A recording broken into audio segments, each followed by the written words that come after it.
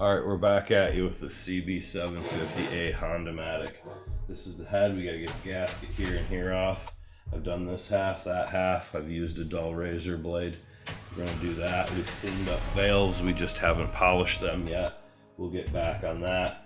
And we found a gear over here that was bad. This is called your lower drive shaft, also known as input shaft. Inside the crankcase, you can see that this one's all screwball in here. This is one of the springs. There's 4 of them. They hook in here. They just set in there like that. Well, unfortunately, it keeps it from doing that. It's when you throttle it and let off, it would be the tension, because this is where your torque converter goes on the Honda-matic. Well, all 4 of these springs are just shattered literally into bits. So the only choice is to order them online. I'll set the picture up there. That's where we're at.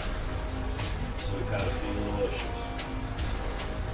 But that is why I said, I told everybody, take them apart.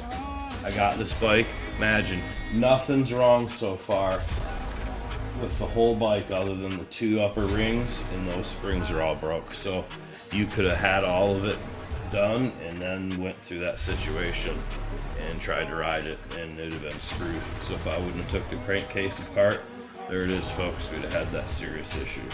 So that's why I've rebuilt this bike, because I knew there must have been something why it was parked in that good a condition.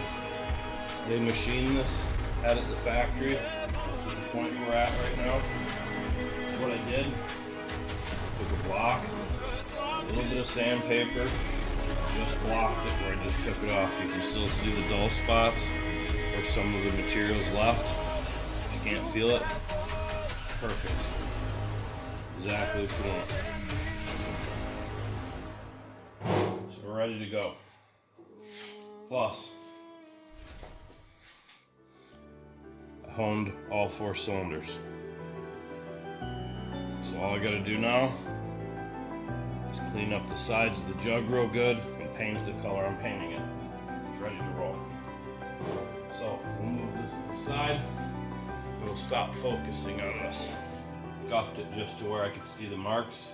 And I cleaned it up with some 600, and that's good enough. Like I say, you just want to go over it basically, like on this one. I'll show you. So you can start to see it scuff a little bit right here. It's hard to see, but that's it. That's all you really want to do. You want to make sure that it's flat, and that's it. You don't really want to mess around, and then take a straight edge all over on it and see if the head's warped or the jug itself is warped with a flashlight. The jug is not, so we're good there. So we're going ahead and do this thing.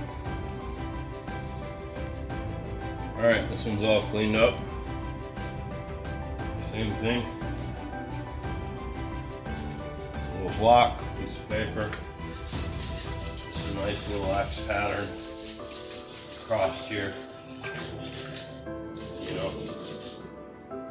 Not too much. Make sure it's nice and flat like that. Don't hold it angled or anything.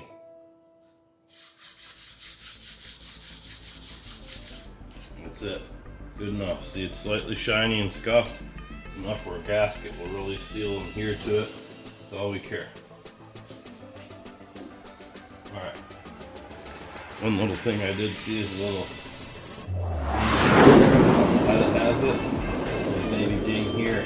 And then the head it has it misses the ring, but it's in between the posts too, so it's just where the gasket is, but there must have been a piece of dirt in between the head and the jug as they bolted it down, because it's on here and on that.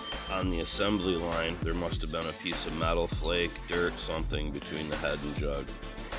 Not a big deal, it's not on the compression ring. Alright, here's the hood for the C10. We got the fenders as well. We're going to be spraying the cab here shortly.